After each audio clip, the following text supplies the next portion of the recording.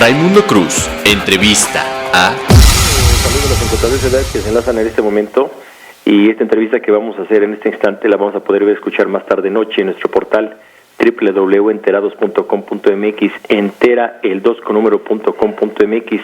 Yo le quiero agradecer que nos haya tomado la llamada el doctor Arturo Huerta, él es académico catedrático de la Facultad de Economía de la UNAM. Doctor Arturo, muy buenas tardes, ¿cómo está usted? Raimundo Cruz le saluda. Raimundo Cruz, buenas tardes a ti y al auditorio.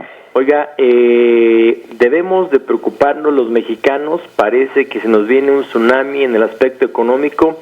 Había mucho miedo por las tasas de interés que parecía que Estados Unidos las iba a subir, parece que ya no suben, pero la CEPAL día a día, semana a semana, mes a mes, distintos organismos, tanto nacionales como extranjeros, pronostican que el crecimiento de nuestro país viene a la baja, no lo que se había determinado al principio de año.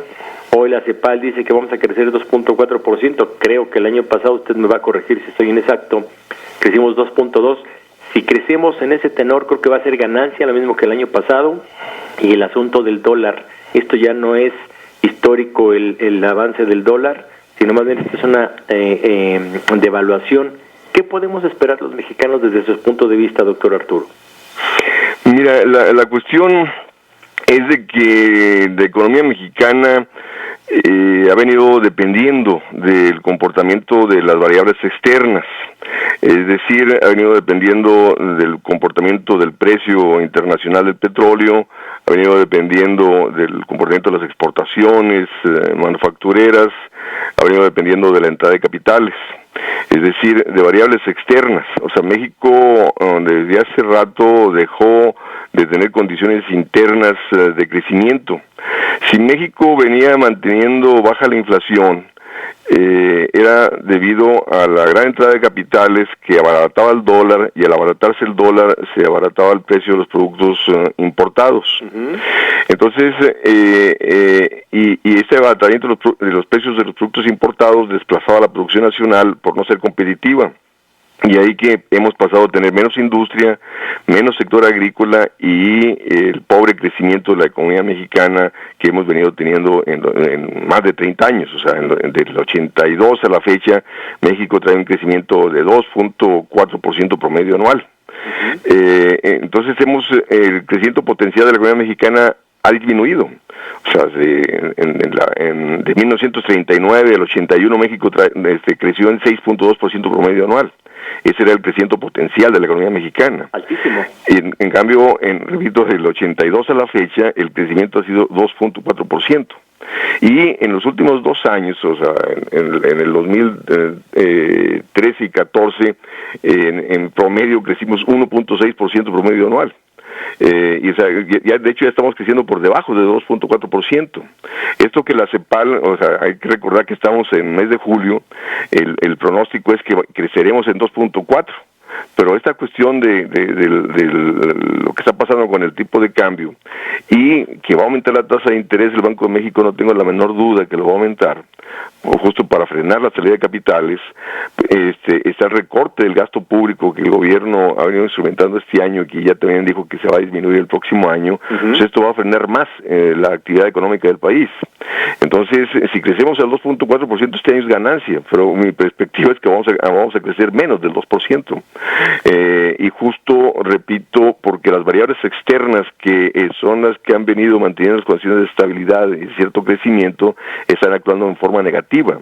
Está cayendo el precio internacional del petróleo, está cayendo las exportaciones, está disminuyendo la entrada de capitales, está saliendo capitales, y todo eso, repito, no solamente golpea a la paridad peso-dólar, sino golpea el crecimiento económico. Oiga, la Secretaría de Energía dio a conocer este día que pospone la licitación petrolera de aguas profundas.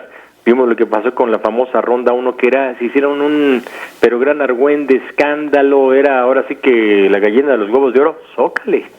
Vimos lo que pasó, fracaso total. Entonces, esa es otra situación que creo que no había previsto el gobierno federal. Creo que el secretario de Hacienda sí ha fallado tache, pero ahora sí que no solamente en la frente, sino en toda su persona, porque tenían una gran ilusión y esperanza, y vimos lo que está pasando. Por eso les decía, ¿se avecina un tsunami para la economía, para los mexicanos en los próximos meses, el próximo año? No solamente para los próximos meses, el próximo año. Mira, hay que recordar qué pasó en la década de los 80. México de hecho, se había manifestado ya la crisis en agosto del 76, que fue cuando se dio la devaluación del peso a fines de agosto del 76, después de haber mantenido la estabilidad peso-dólar a 12.50 por 22 años, y fue gracias a que aumentó el precio internacional del petróleo que México creció de nuevo del 78-81. Cae el precio internacional del petróleo en el 81, aumenta la tasa de interés internacional y caímos en la crisis del 82, porque México se había endeudado tremendamente, y repito, y esas variables externas, el precio del petróleo y la entrada de capitales cayó en el 81, 82, y de ahí que caímos en la crisis del 82, y luego se dio la década perdida. O sea, no crecimos del 82 al 87, 88, no crecimos. Teníamos que pagar la deuda externa, vía devaluación, vía contracción de la actividad económica. Y la cuestión es, de nuevo, o sea, ha caído el precio internacional del petróleo, la perspectiva es que va a seguir bajo en los próximos meses, en los próximos años, porque está el contexto de recesión en Europa, en Japón, el propio Estados Unidos no está creciendo, China se está desacelerando, entonces esto mantiene bajo el precio internacional de las materias primas y en ese caso el petróleo, y esto afecta los ingresos del país. O sea, la caída internacional del precio del petróleo afecta las finanzas públicas y afecta el sector externo, y de ahí, repito, la devaluación y el menor crecimiento. Doctor Arturo, ¿el hecho de que Estados Unidos no haya elevado las tasas de interés es una buena noticia o es mala noticia? No, lógico que es buena noticia. Pero justo Estados Unidos no elevó la tasa de interés ahora, porque la cuestión es que el momento en el cual ellos anunciaron que le iban a aumentar, ha llevado a que el capital fluya hacia Estados Unidos, y esto ha fortalecido el dólar. Y ahí está la devaluación del yen japonés, la devaluación del euro, y el fortalecimiento del dólar. Entonces eso ha llevado a Estados Unidos a perder competitividad. Y esta pérdida de competitividad, pues lógico, está frenando su crecimiento económico. Entonces, si Estados Unidos aumentase la tasa de interés ahorita, pues provocaría más entrada de capitales hacia los mercados de Estados Unidos, a los mercados de dinero, mercados de capitales, se fortalecería más el dólar y más pérdida de competitividad tendrían y menor crecimiento. Entonces, no son ningunos tontos. Entonces, qué bien que no la aumentó, pero la cuestión es de que hay presiones por parte de aquellos que tienen la deuda de Estados Unidos a que aumente la tasa de interés para poder ganar más, porque actualmente la tasa de interés es prácticamente cero. Entonces, lo que Estados Unidos está haciendo es de nuevo postergarla. Hay que recordar que inicialmente le iban a aumentar a fines del 2014 y después dijeron, no, pues vamos a esperar el primer semestre de 2015, pues no, y entonces vamos a esperar en verano de 2015, pues no, y así va a seguir, porque si aumenta Estados Unidos la tasa de interés va a complicar más los problemas económicos a nivel mundial y también sus propios problemas económicos. Ahora, la cuestión, el hecho de que Estados Unidos haya decidido no aumentar la tasa de interés ahora no implica que el Banco de México no la vaya a aumentar, porque repito, el capital se está saliendo. Fíjate, desde lo que va del año, desde que el Banco de México anunció que inyectaría 52 millones de pesos diarios para estabilizar el peso, ya ha inyectado 5,000 millones de dólares. Y no ha frenado la vulnerabilidad peso-dólar, ahí está, sigue aumentando. Doctor, es muy interesante lo que nos dice, además con mucha claridad, doctor Arturo Huerta, académico catedrático de la Facultad de Economía de la UNAM. ¿Qué le decimos a los mexicanos que nos escuchan, que nos estén escuchando? Porque pues muchos andan de vacaciones, pero que se ha tomado la molestia, el tiempo, y además debe de estar muy atento y atenta porque esto nos pega de manera, ahora sí que directo en la zona de flotación. ¿Qué les decimos en 30 segundos a los mexicanos que nos están sintonizando en 52 ciudades del país?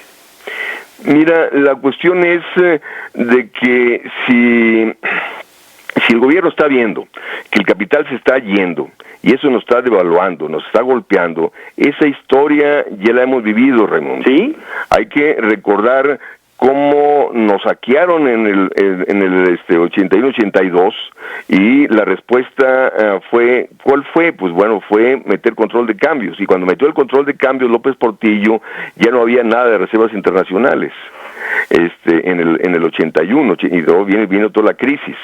¿Qué fue lo que pasó en la crisis de diciembre del 94? También el capital se fue. y viene justo la devaluación y la crisis del 95. Si están viendo que el capital se está yendo, pues más que aumentar la tasa de interés para evitar que se vaya, pues mete control de cambios. Control del capital para evitar especulaciones. Claro. Entonces, ¿por qué? Porque si tú permites que el capital su libre movilidad, te va a seguir especulando y te va a seguir aumentando el tipo de cambio, te va a encarecer el dólar, se van a acabar las reservas internacionales y vamos a una crisis de proporciones. Entonces tienes que evitar esta situación. Entonces, si quieres frenar la devaluación, mete control de cambios. Vamos a ver, ojalá lo esté escuchando alguien del gobierno federal, sobre todo de Hacienda. Doctor Arturo Huerta, un gusto saludarlo, escucharlo y ojalá podamos tener comunicación con usted próximamente. Muchas gracias, Raimundo. Saludos a ti y al auditorio.